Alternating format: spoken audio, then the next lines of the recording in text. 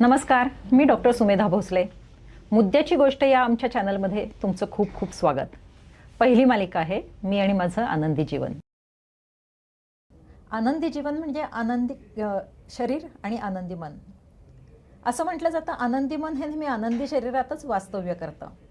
तर अशा या आपल्या मौल्यवान शरीराला सतत आनंदी ठेवण्यासाठी नक्की काय करायला हवं, याचं प्रबोधन हेच या चॅनलचं प्रयोजन. आज आपल्याकडे आपण आमंत्रित केलेलं आहे डॉक्टर पराग बिनीवाले यांना. पुण्यातील नामवंत आणि प्रथितयश असे हे गायनेकॉलॉजिस्ट आहेत. अनेक क्षेत्रामध्ये ते आत्ता अनेक संस्थांमध्ये ते कार्यरत आहेत. कमला नेहरू हॉस्पिटल इथे ते त्या युनिटचे हेड आहेत, प्राध्यापक आहेत. Indian college of obstetricians and gynaecology याचे ते चेअरमन आहेत. मेनोपॉज सोसायटी पुणे याचे ते सध्या प्रेसिडेंट आहेत. ऑब्स्टेटिक्स अँड गायनेकॉलॉजी सोसायटी ऑफ पुण्याचे सुद्धा प्रेसिडेंट आहेत. एकाच वेळी ते इतक्या ठिकाणी कार्यरत आहेत. सगळ्यात महत्त्वाचं म्हणजे इंटरनेटवरती ज्या वेबसाईट्सचे ते एडिटर आहेत. म्हणजे या विषयावरती कुठलंही संशोधन असेल किंवा पेपर्स असतील तर ते पब्लिश झाले तर यांनी ते पास केल्याशिवाय ते पुढे जात नाहीत. बरोबर आहे ना? किंवा इंडियन जर्नल त्याचे सुद्धा ते रिव्ह्युअर आहेत. म्हणजे काहीही पब्लिश करायचं असेल तर त्यांच्यावरती एवढी मोठी जबाबदारी आहे की ते सगळं व्यवस्थित रित्या ती माहिती जाते आहे ना, आणि जर त्याच्यामध्ये काही एडिटिंग करायचं असेल तर ते एडिट करतात. अनेक पुरस्कारांनी ते सन्मानित आहेत. त्यांनी 6 पुस्तकांचं एडिटिंग आणि को एडिटिंग केलेलं आहे. 18 आर्टिकल्स लिहिलेली आहेत आणि अनेक पुरस्कारांनी सन्मानित असलेले हे बिनीवाले, खरं सांगायचं तर बिनीवाले ह्या कुटुंबांनी गेल्या हे त्यांची दुसरी पिढी आहे की ते पुण्याला वैद्यकीय सेवा देतात. आपल्या पुणेकरांवर त्यांचं ऋण आहे असं म्हणायलाही हरकत नाही. आणि डॉक्टर पराग अतिशय समर्थपणे हे त्यांची जी धुरा आहे ती सांभाळतायत आणि त्याच्यामध्ये व्हॅल्यू ॲडिशन करतायत. त्यामुळे तुमचं खूप खूप अभिनंदन डॉक्टर. Thank you doctor Sumedha. आता हा मेनोपॉजचा जो टप्पा आहे हा स्त्रीच्या आयुष्यामध्ये खूप महत्त्वाचा आहे आणि त्यामध्ये अनेक शारीरिक बदल होतात, मानसिक बदल होतात. हे मेनोपॉज म्हणजे नक्की काय आहे? कुठलीही स्त्री जी वयात येते कालांतराने तिच्या शरीरात असे बदल होत राहतात आणि साधारण 40शी नंतर 45शी नंतर तिच्या शरीरातली संप्रेरक निर्माण होणं कमी कमी होतं. आता जेव्हा एखाद्या स्त्रीला सलग 12 महिने पाळी येत नाही तेव्हा त्या स्त्रीला मेनोपॉज आलाय असं आपण म्हणतो. पाश्चात्य देशांमध्ये जर बघितलं तर साधारण हे वय 51 ते 52 आहे. पण आपल्या देशामध्ये जो आमच्या इंडियन मेनोपॉज सोसायटीनी स्टडी केलेला आहे त्यात असं निदर्शनास आलं आहे की साधारण 47 वयाला भारतीय स्त्रियांमध्ये मेनोपॉज येतो. म्हणजेच पाश्चात्य देशांपेक्षा जवळजवळ एक 4 ते 5 वर्ष आधी आपल्या स्त्रियांना मेनोपॉज येतो. हल्ली असं आढळतं का की मेनोपॉज जरा आणखीन लवकर आला, म्हणजे मुली वयातही लवकर येतात, त्यांना पिरियड्सही लवकर सुरू होतात आणि मेनोपॉजसुद्धा लवकर सुरू होतोय असं आढळतंय ना हल्ली? आता दोन्ही स्पेक्ट्रम्स आहेत असं मी म्हणेन. मुलींचं वयात येणं हे लवकर आहे सध्या, हे तर अगदी याच्यात वादातीतच आहे की हल्ली 9 आणि 10 वर्षाच्या मुलींनासुद्धा पिरियड्स चालू होतात. मेनोपॉजचं जर म्हणाल तर काही स्त्रियांमध्ये म्हणजे असं दिसून येतं की जवळजवळ 8 ते 10% स्त्रियांमध्ये 40शीच्या आसपासच मेनोपॉज यायला सुरुवात होते आणि ह्याला आम्ही प्रिमॅच्युअर ओव्हेरियन इन्सफिशियन्सी असं म्हणतो. म्हणजे थोडक्यात अंडाशयांचं किंवा ओव्हरीचं काम हळूहळू कमी व्हायला सुरुवात होते आणि एका क्षणी हे हॉर्मोन प्रोडक्शन बंद होतं आणि त्यांना मग विविध व्याधींना सामोरं जायला लागतं.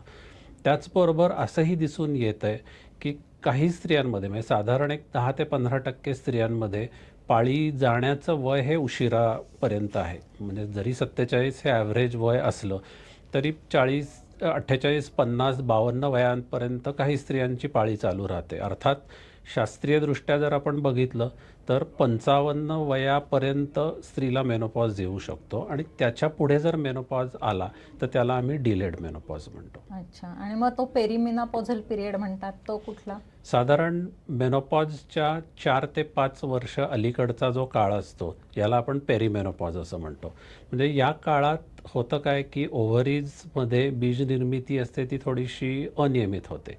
एखाद्या महिन्याला बीज निर्मिती होते, एखाद्या महिन्याला होत नाही. त्यामुळे इस्ट्रोजेन आणि प्रोजेस्ट्रॉन ही 2 हॉर्मोन्स योग्य प्रमाणात तयार होत नाहीत आणि त्याच्यामुळे पाळीचं चक्र बिघडतं.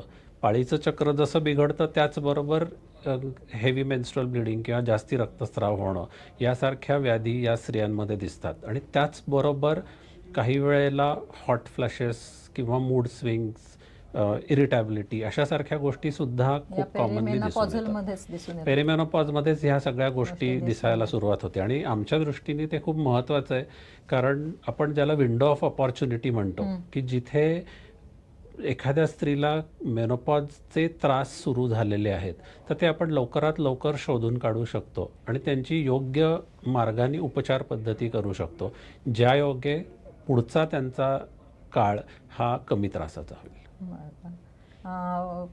पण लवकर जर पिरियड्स असे गेले किंवा लवकर मेनोपॉज सुरू झाला तर आरोग्यावर काही त्याचे दुष्परिणाम होतात? अर्थातच. कारण स्त्रियांमध्ये इस्ट्रोजेन नावाचं जे हॉर्मोन असतं ते त्याचा रोल अतिशय महत्त्वाचा आहे. आपण जर बघितलं सामान्यपणे तर 25च्या किंवा 30च्या कुठल्याही स्त्रीला हार्ट अटॅक येत नाही. पण तेच 25 किंवा 30 वर्षाच्या पुरुषाला हार्ट अटॅक येऊ शकतो. आणि ह्याचं महत्त्वाचं कारण स्त्रियांमध्ये असलेलं एक सुरक्षा कवच की जे इस्ट्रोजेन हॉर्मोन आहे. या इस्ट्रोजेनचा आणखीन महत्त्वाचा रोल म्हणजे लिपिड प्रोफाईल किंवा कोलेस्ट्रॉलवरती नियंत्रण करणं आणि हाडांना मजबूती देणं. ज्या वेळेला स्त्रियांमध्ये लवकर मेनोपॉज येतो तेव्हा या दोन संस्थांमध्ये खूप गोंधळ होऊ शकतात, की स्त्रियांची हाडे कमकुवत होतात, ज्याला आपण ऑस्टिओपिनिया किंवा ऑस्टिओपोरोसिस असं म्हणतो, म्हणजे हाडं ठिसूळ होणं. आणि या स्त्रियांना बऱ्याच वेळेला फ्रॅक्चर्स पण होऊ शकतात. त्याचबरोबर लवकर मेनोपॉज आलेल्या स्त्रियांमध्ये हार्ट अटॅक्सचं प्रमाणही अधिक जास्त. दिसतं. बरं. पण म्हणजे इस्ट्रोजनचं थोडक्यात छत्र हरपलं की इस्ट्रोजनचे खूप शरीरावर प्रोटेक्टिव्ह जे परिणाम आहेत ते छत्रच हरपल्यावरती जे परिणाम नंतर व्हायचे 47व्या वर्षी ते 40व्या वर्षी आधीच दिसायला लागतात. आणि जर पाळी उशिरा बंद झाली म्हणजे मगाशी तुम्ही म्हणालात तसं 55 वयापर्यंत झाली तर मग त्याचे फायदे होतात की तोटे होतात? एका दृष्टीने बघितलं तर त्याचे फायदे होतात, कारण इस्ट्रोजेन काही प्रमाणात तयार होत राहतं. त्याच्यामुळे हाडांच्या दृष्टीने आणि हार्टच्या दृष्टीने हे खूप महत्त्वाचं आहे. आपल्याला फक्त लक्ष ठेवत राहायला लागतं की या स्त्रियांमध्ये गर्भाशयाच्या आतल्या अस्तराचा म्हणजे एंडोमेट्रियमचा कॅन्सर व्हायची शक्यता अधिक असते. त्यामुळे त्या बाबतीत आपण सतर्क असायला हवं. अर्थात खूप घाबरून जायचं कारण नाही आहे, जरी 54व्या आणि 55व्या वर्षापर्यंत पिरियड्स येत राहिले तरी. पण आपल्या स्त्रीरोग तज्ज्ञाच्या संपर्कात राहून वेळोवेळी योग्य त्या चाचण्या करत राहणं हे खूप महत्त्वाचं असतं. पण ते ओव्ह्युलेटरी सायकल्स नसतात ना? त्या ओव्ह्युलेटरी सायकल्स नसतात, पण इस्ट्रोजन त्यांच्यात तयार होत इस्ट्रोजन राहतं, तयार त्यामुळे होत असतं. पिरियड्स येणं चालू होतं. अच्छा, फक्त प्लेन ब्लिडिंग होत असतात, हो. वॉटरी ब्लिडिंग, थिन हो, वॉटरी हो. ब्लिडिंग. पण तरी मग त्याच्यासाठी गायनेकॉलॉजिस्टचा सतत सल्ला घेणं केव्हाही महत्त्वाचं चांगलं. आहे. म्हणजे 50शी नंतर एखाद्या स्त्रीला पिरियड्स चालू असतील तर मी सजेस्ट करेन की आपापल्या स्त्रीरोग तज्ज्ञांकडे नक्की जा, एक्झामिनेशन करून घ्या. अर्थात या वयातल्या सगळ्याच स्त्रियांना आम्ही पॅप्समियर आणि HPV टेस्टिंग या सर्व्हायकल कॅन्सरच्या स्क्रीनिंग टेस्ट सांगतो. आणि एक ट्रान्सवजायनल सोनोग्राफी म्हणजे योनिमार्गाद्वारे केली जाणारी सोनोग्राफी करणं अतिशय महत्त्वाचं असतं. कारण 50शी नंतर एखाद्या स्त्रीचे पिरियड्स चालू असले तर ते ॲबनॉर्मल त्यात काही नाही ना हे बघणं तितकंच महत्त्वाचं. हो ना. हल्ली स्त्रियांच्यामध्ये ह्या सर्व्हायकल कॅन्सरचं प्रमाण सुद्धा जरा जास्ती आहे ना? इनफॅक्ट इंटरेस्टिंगली डॉक्टर सुमेधा आता असं दिसून आलं आहे की सर्व्हायकल कॅन्सर आपल्या देशात 2 नंबरचा कॅन्सर झाला आहे. काही वर्षांपूर्वीपर्यंत सर्व्हायकल कॅन्सर हा आपल्या देशातला सगळ्यात कॉमन कॅन्सर होता स्त्रियांमधला. आता ब्रेस्ट कॅन्सर सगळ्यात 1 नंबरचा झाला आहे. नंबरचं. आणि तुम्हाला आश्चर्य वाटेल की आम्ही आता गेल्या 6 महिन्यामध्ये अचानक एक 7 ते 8 स्त्रिया आमच्याकडे अशा आल्या की ज्यांची पाळी बंद झाली होती आणि ज्यांना ब्लिडिंग झालं आणि अचानक त्यांना एंडोमेट्रियम किंवा गर्भाशयाच्या आतल्या अस्तराचा कॅन्सर आहे असं निदान झालं. त्यामुळे हाही एक आजार जास्ती आता दिसायला वाढायला सुरुवात लागलाय. झाली आहे. मग मेनोपॉजचे लक्षणं काय आहेत ढोबळमानाने अशी? आता मेनोपॉजचं सगळ्यात पहिलं लक्षण म्हणजे पिरियड न येणं. तर सलग 12 महिने एखाद्या स्त्रीला पिरियड आला नाही की तिला आपण म्हणतो की तिला मेनोपॉज आला. आणि मग इतरही काही सिम्पटम्स त्याचे सुरू होतात. त्यातला सगळ्यात कॉमन सिम्पटम जे मगाशी मी म्हटलो की हॉट फ्लॅशेस, म्हणजे सगळ्यांना खूप थंडी वाजत असते पण ह्या स्त्रीला मात्र खूप गरम होत असतं, तिला घामाच्या धारा वाहत असतात. आणि त्याचबरोबर मूड स्विंग्स, म्हणजे अगदी क्षुल्लक कारणावरनं चिडचिड होणे किंवा काही विशेष नसताना रडू येणे वगैरे यासारखे गोष्टीही खूप प्रमाणात दिसून येतात. त्याच्यानंतरची कॉमन दिसणारी गोष्ट ते म्हणजे एकसणी पेन्स, म्हणजे प्रत्येक जॉईंट दुखणं, कंबर दुखणं यासारख्या व्याधी खूप स्त्रियांना होतात. त्याचं ॲपरंटली काही कारण असेलच असं नाही, पण हे टिपिकली मेनोपॉजमध्ये दिसून येणारं लक्षण आहे. त्याच्यानंतरचा जो सेट ऑफ सिम्पटम्स आहे असं मी म्हणेन, की ते थोड्याशा मेनोपॉज होऊन काही वर्ष उलटल्यानंतर, म्हणजे 5 वर्ष 10 वर्ष उलटल्यानंतर दिसून येणारे प्रॉब्लेम्स आहेत, ज्याला आपण जेनॅटो युरिनरी सिंड्रोम ऑफ मेनोपॉज असं म्हणतो. म्हणजे यात काय होतं की हॉर्मोन कमी झाल्यामुळे योनिमार्ग आकसला जातो, त्याचबरोबर युरिनची जी जागा असते ती पण आकसली जाते. त्यामुळे ह्या स्त्रियांना शारीरिक संबंध ठेवताना त्रास येतो, त्याचबरोबर वारंवार वजानाचं इन्फेक्शन किंवा युरिनरी इन्फेक्शन व्हायची शक्यता खूप अधिक असते. आणि वजन पण वाढतं ना खूप. वजन तर अर्थात वाढतंच. मला या ठिकाणी सगळ्यांना सांगायला आवडेल की गेले 35 वर्ष मी भांडारकर रोडवरती स्टेटस हेल्थ क्लब चालवते. मी अमेरिकन कॉलेज ऑफ स्पोर्ट्स मेडिसिनमधून specialisation in health and fitness आणि ओबेसिटी केले आणि 35,000 आजपर्यंत लोकांना मी याविषयी मार्गदर्शन करू शकले. दरवर्षी 1,000 या हिशोबाने. आणि आमच्याकडे आम्ही एक मेनापॉझल क्लिनिक चालवत होतो. आता कोरोनामध्ये ते थोडंसं झालं, म्हणजे आम्ही व्हॉट्सॲपवरती भेटतो आणि तिथे अशा विविध अडचणींमध्ये की काही केल्या वजनच कमी होत नाही स्त्रियांचं. म्हणजे त्या माझ्याकडे येतात, वेट लॉसला, व्यायाम रेग्युलर करतात, एक्सरसाइज व्यवस्थित करतात. जोपर्यंत ते व्यवस्थित चालू असतं तोपर्यंत ते वजन कंट्रोलमध्ये राहतं. पण थोडीशी जरी चूक झाली तरी भरकन वजन वाढतं. असं कशामुळे होतं? हा बेसिकली पुन्हा हॉर्मोन्सशी संबंधित आहे. पुष्कळ वेळेला काय होतं की असंही दिसून येतं की ह्या वयोगटातल्या स्त्रियांमध्ये थायरॉइड डिस्फंक्शन असतं. आता हायपोथायरॉइडिझम म्हणजे थायरॉइड हॉर्मोन्सच्या प्रमाण कमी जर झालं शरीरातलं, तर त्यांनी जे काही सिम्पटम्स होतात, म्हणजे स्किनमध्ये होणारे चेंजेस, की जे मेनोपॉज नंतर स्किन कोरडी होणं, पातळ होणं, सुरकुत्या पडणं ह्यासारख्या गोष्टी जशा दिसतात, तशाच गोष्टी थायरॉइडच्या ॲबनॉर्मॅलिटीमध्ये सुद्धा दिसू शकतात. थायरॉइड ॲबनॉर्मल झालं की पुष्कळ वेळेला वजन वाढणं किंवा एकूणच बोलणंही खूप स्लो होतं, म्हणजे सगळ्या ॲक्टिव्हिटीज की जे स्लगिश होतं आणि त्याच्यामुळे सुद्धा वजन वाढायला एक चालना मिळते असं मी म्हणेन. दुसरी महत्त्वाची गोष्ट म्हणजे काही स्त्रियांमध्ये ह्या काळामध्ये अचानक ब्लड शुगर्स वाढायला लागतात. हो, डायबिटीस. म्हणजे डायबिटीसची सुरुवात या काळात होते आणि तोही एक कॉन्ट्रीब्युटरी फॅक्टर असतो. पुष्कळ वेळेला व्यायामाचा अभाव आणि खाण्यावरती न नियंत्रण ठेवणं या दोन्ही गोष्टींमुळे या वयोगटातल्या स्त्रियांना वजन वाढण्याचा किंवा लठ्ठपणाचा प्रॉब्लेम दिसतो. मेनापॉजमुळे माझं वजन वाढणार आहे हेच बहुतेक स्त्रियांनी गृहीत धरलेलं असतं गृहीत आणि धरलेलं त्याच्यामुळे खाण्याचं प्रमाणही वाढतं आणि व्यायामाचं कारण एक कारण मिळतं ठोस आणि मूड स्विंग्सही झालेले असतात. तर आम्ही मेनापॉझल क्लिनिकमध्ये जेवढं काउन्सिलिंग करतो आणि ज्या सिन्सिअरली त्या घेतात त्यांना मात्र हा त्रास कमी प्रमाणात होतो. आणि माझ्या असं ऑब्झर्वेशनमध्ये आलं की ज्या जिमचे एक्सरसाइज रेग्युलर करतात त्यांना हा त्रास खूप कमी होतोय. आणि आत्ता आपण जसं बोललो की थायरॉइड, ओबेसिटी, डायबेटीस आणि ओबेसिटी हे खरं तर इन्फ्लमेटरी डिसऑर्डर्स आहेत की त्याच्यामध्ये तुमच्या शरीरामधली pH बदलल्यामुळे संपूर्ण हा त्रास होतो आणि त्याच्यासाठी आम्ही एक विशिष्ट वेगळ्या प्रकारचं डाएट देतो.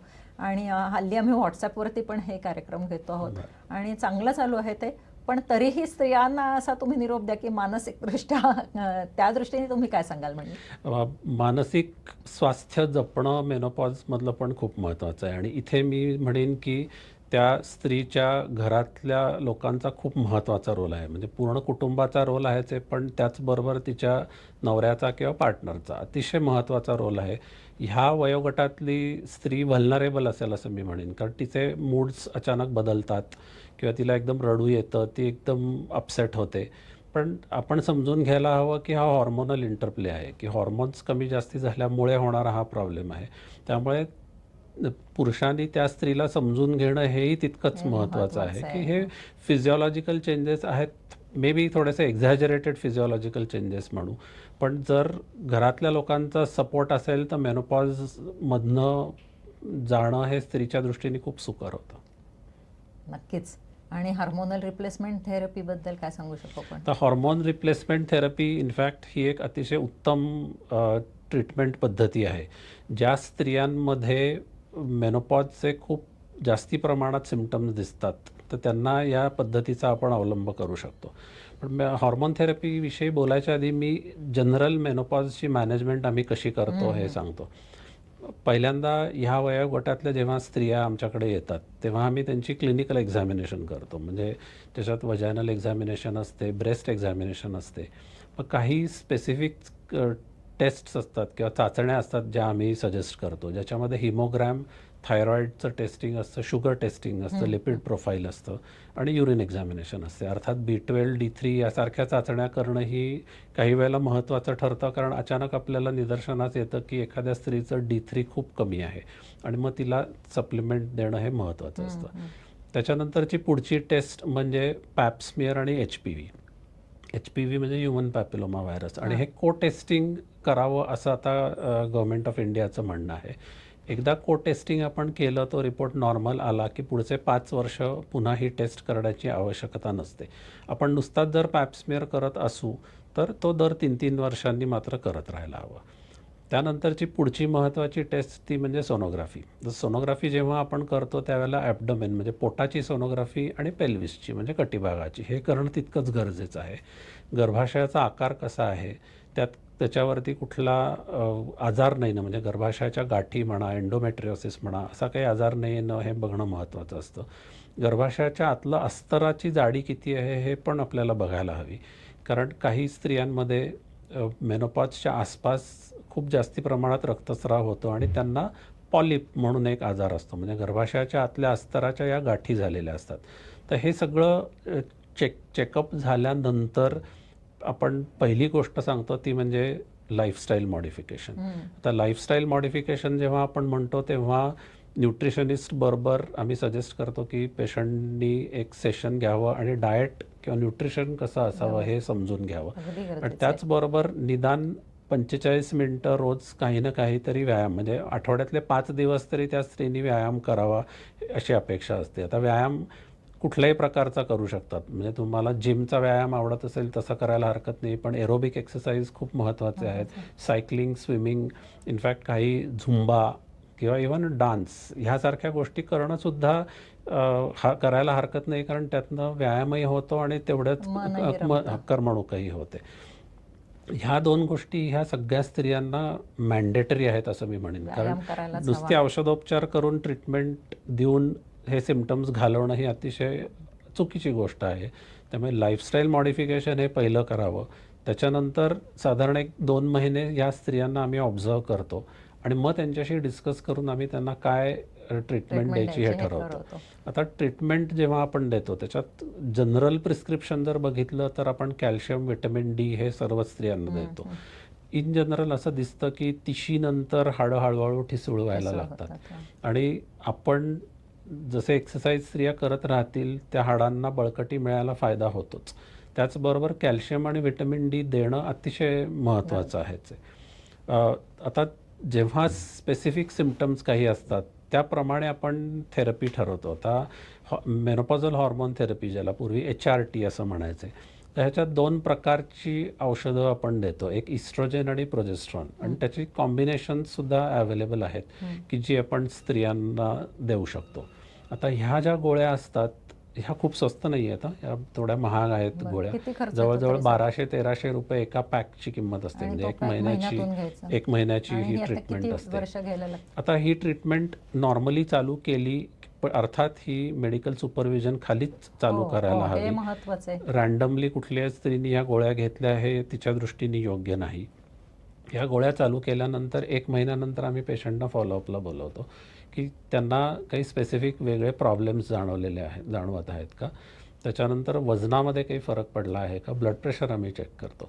वजन वाढू शकतं का कमी होतं असं काय होतं? खरं सांगू का, हॉर्मोन थेरपी आणि वजन वाढण्याचा काही काही संबंध संबंध नाही. नाही. तुमचा एक्सरसाइज आणि कॅलरी इंटेक याच्यावरतीच अवलंबून. ॲब्सोल्युटली मला ॲब्सोल्युटली. तर असं वाटतं की खरं तर एक्सरसाइज रेग्युलर केला आणि प्रॉपर डाएट ठेवलं आणि जिमचे एक्सरसाइज असतील तर ती खरं तर तीच HRT आहे ना, नॅचरल. अक्षरशः म्हणजे म्हणून मी सुरुवातीला हेच म्हणलं की डाएट, एक्सरसाइज, लाईफस्टाईल मॉडिफिकेशन ही सगळ्यात महत्त्वाची आहे. गोष्ट. तुम्ही आता म्हणालात तसं कॅल्शियम आणि D3 याचं ॲब्सॉर्प्शन होण्यासाठी सुद्धा जिमच्या एक्सरसाइजची आवश्यकता आहे.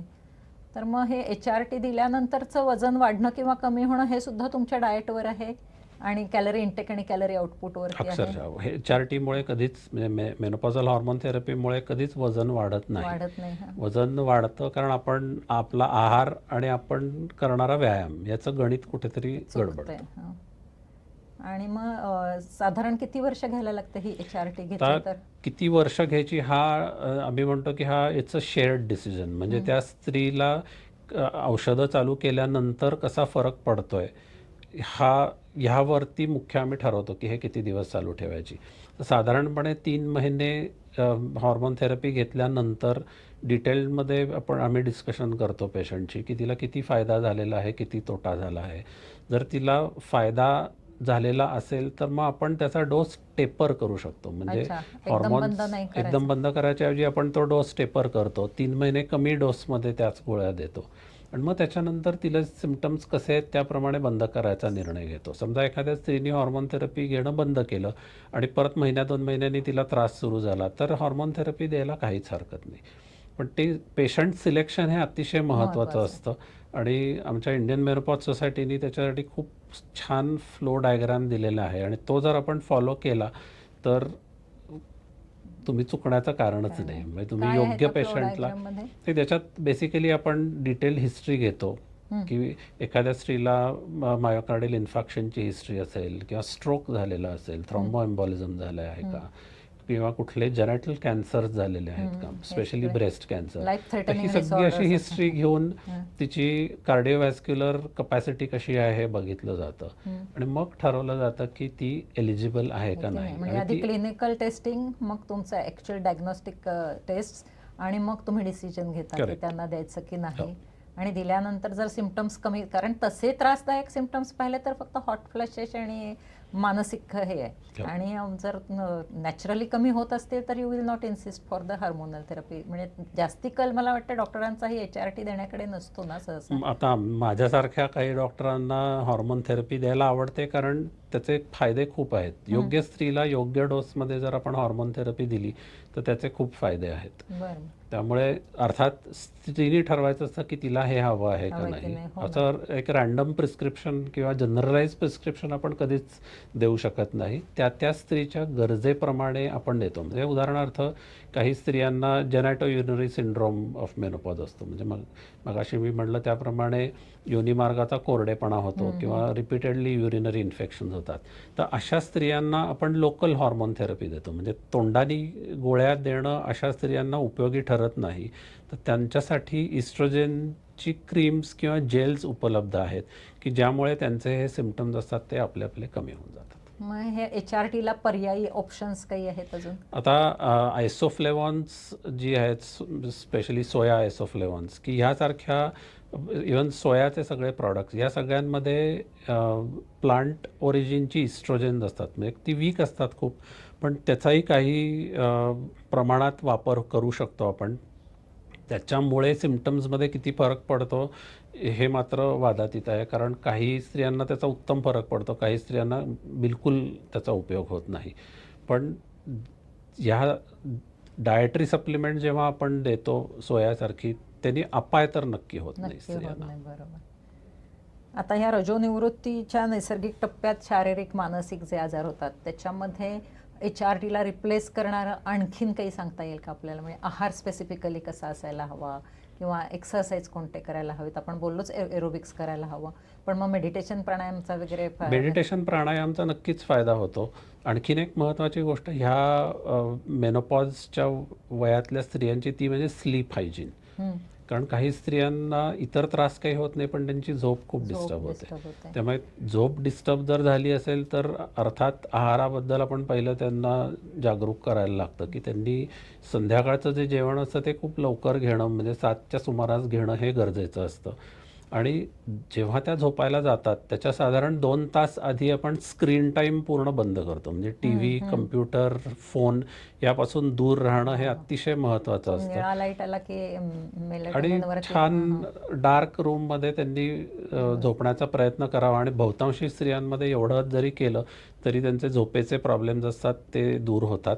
मग त्यांनी जर होत नसेल तर मग मेलाटोनिन सारख्या गोष्टी आपण देऊ शकतो, पण सहसा याच्यापेक्षा वेगळं काही करायला लागत नाही. निळा आणि लाईट लागत बंद असेल केला तर की मेलाटोनिन ऑटोमॅटिकली कंट्रोल होतोच. म्हणजे स्क्रीनला एक्सपोज करू नका असं डॉक्टर सांगतात. महत्त्वाचं की झोपायच्या आधी 2 तास अजिबात टीव्ही किंवा मोबाईल बघू नका. आहार व्यवस्थित घ्या. समतोल आहार असू दे, लो कॅल आहार असू दे, बॅलन्स्ड असू दे, न्यूट्रिशियस असू दे. रेग्युलर व्यायाम करा आणि मेडिटेशन आणि प्राणायाम करा. त्यांनी सुद्धा बऱ्यापैकी अगदी. नाही तर मग डॉक्टर परागना भेटून त्यांच्याकडून आपण हार्मोनल रिप्लेसमेंट थेरपी घेऊ शकतो. आणि शेवटी कसं आहे की ज्याला जर त्रास होत असेल, ही औषधं मी नेहमी म्हणते, ही औषधं आपल्या सोयीसाठी शोध लागलेला आहे. त्यामुळे जर त्रास होत असेल तर काहीतरी मनामध्ये की नाही घ्यायचं असं ठाम ठेवून त्रास करून घेण्यापेक्षा योग्य ठिकाणी योग्य ती औषधं घ्यायची आणि योग्य फक्त तज्ज्ञ व्यक्तींकडून घ्यायला हवीत. अजून तुम्हाला काय सांगायला आवडेल मेनोपॉजबद्दल? मेनोपॉज आता तुम्ही खरं ॲक्च्युली छान समराईज केलं आहे की मेनोपॉज ही पूर्ण लाईफस्टाईल मॉडिफिकेशन असतं, की याच्यात सगळ्यात जेव्हा आम्ही ट्रीटमेंट मेनोपॉजची म्हणतो तेव्हा तो मल्टी स्पेशालिटी अप्रोच असतो, की नुसत्याच स्त्रीरोग तज्ज्ञाचा रोल नाही, त्याच्यात फिजिशियनचा पण रोल येतो, एंडोक्रिनॉलॉजिस्टची पण आपल्याला गरज भासू शकते, न्यूट्रिशनिस्ट लागतं आपल्याला, फिजिओथेरपिस्ट किंवा एक्सरसाइज नीट सांगणारी लोकंही आपल्याला त्याचबरोबर लागतात. अर्थात ज्या स्त्रियांमध्ये ऑस्टिओपोरोसिस सारखे प्रॉब्लेम्स असतात तर अशा ह्याच्यात आपल्याला ऑर्थोपेडिक सर्जन्सची ही पण मदत मदत लागते. घ्यायला लागू शकते. त्यामुळे मल्टीडिसिप्लिनरी मॅनेजमेंट आपण जर दिली तर मेनोपॉजमध्ये स्त्रियांचं आयुष्य नक्कीच सुखकर होतं. सोपं जाऊ शकतं. मुख्य म्हणजे मला सांगायला आवडेल की त्या मेनोपॉज क्लिनिकमध्ये माझी मैत्रीण अमुक एक याची कॅल्शियमची सप्लिमेंट घेत होती म्हणून मी ती घेते किंवा D3ची घ्यावी असं काहीतरी. तर तसं न करता डॉक्टरांचा सल्ला घेणं हे खूप महत्त्वाचं आहे. आणि दुसरी गोष्ट म्हणजे जर एकत्र मैत्रिणी तुम्ही भेटलात मेनोपॉजच्या पिरियडमध्ये तर निगेटिव्ह बोलण्यापेक्षा जर पॉझिटिव्ह बोललं गेलं आणि त्याच्यातून मार्ग कसा निघतो आणि डॉक्टर म्हणाले त्याप्रमाणे डान्स करायला हरकत नाही, गाणं ऐकायला हरकत नाही, मन रमेल अशा गोष्टी ॲक्टिव्हिटी करायला हरकत नाही, पण मन प्रसन्न ठेवायला हवं तिथे आणि सायंटिफिक अप्रोच याच्यामध्ये ठेवायला पाहिजे. पुन्हा एकदा आपण रिपीट करूया की रेग्युलर जिमचे एक्सरसाइज, एरोबिक्सचे एक्सरसाइज, योगा, प्राणायाम, व्यवस्थित आहार, डायटिशियनच्या मदतीने आखून घेतलेला आहार. आहारामध्ये सुद्धा हल्ली इतकी फॅट डाएट्स निघाली आहेत तर त्याच्या म्हणजे इंटरनेटवरचा कुठला तरी आहार फॉलो करण्यापेक्षा डायटिशियनकडून आहार घेतला अगदी पाहिजे. बरोबर बोललात तुम्ही. आणि आवश्यकता वाटली तर डॉक्टरांचा सल्ला घ्या आणि त्यांच्या सल्ल्याप्रमाणे सगळ्या टेस्ट करून मग ती देतील ते ट्रीटमेंट घ्यायला हवी. म्हणजे मग हा मेनोपॉजचा जो प्रवास आहे तो अजिबात त्रासदायक होणार नाही. आणखीन तुम्हाला काही सांगायचं प्रेक्षकांना? नाही, मेनोपॉजविषयी बाऊ करू नका एवढंच मी म्हणेन. जर त्रास होत असेल तर अगदी मोकळ्या मनाने आपल्या कुटुंबियांशी बोला. स्त्रीरोग तज्ज्ञांना अप्रोच करा. जे काय तुमच्या शंका असतील, जे काय प्रॉब्लेम्स असतील ते त्यांच्याशी डिस्कस करून सॉल्व करा. कारण मेनोपॉज हा इतका वाईट समजला जातो, इतका वाईट काळ नाही आहे की त्या काळामध्ये इनफॅक्ट आपण खूप साऱ्या गोष्टी करू शकतो. कारण आपल्याला खूप वर्षांचा एक अनुभव असतो आणि हा अनुभव आपण नवीन लोकांना अगदीच देऊ शकतो आणि पॉझिटिव्हिटी देऊ शकतो. त्यामुळे तुमच्या डे टू डे ॲक्टिव्हिटीजमध्ये मेनोपॉजमुळे जर अडचणी येत असतील तर त्याच्यावर मात करायला आपणच पुढाकार घ्यायला पाहिजे. Very good. खूप छान त्यांनी मेसेज दिला की बाऊ करू नका. आपले आई, मावशा, काकू सगळ्या होत्या, त्यांच्या बाबतीत हे कधी घडलं हे माहितीही नव्हतं. हे हल्लीच फॅड येते कारण आपणच बाऊ करतो आहोत. अर्थात परिस्थितीही बदलते आहे. त्यामुळे डॉक्टर तुम्ही इतका छान आणि मोलाचा सल्ला दिला आहे. मुख्य म्हणजे तुमच्या बिझी शेड्यूलमध्ये येऊन तुम्ही इथे आम्हाला मार्गदर्शन केलं. त्यामुळे सगळ्या प्रेक्षकांतर्फे आणि आमच्यातर्फे खूप खूप धन्यवाद. थँक्यू. नमस्कार.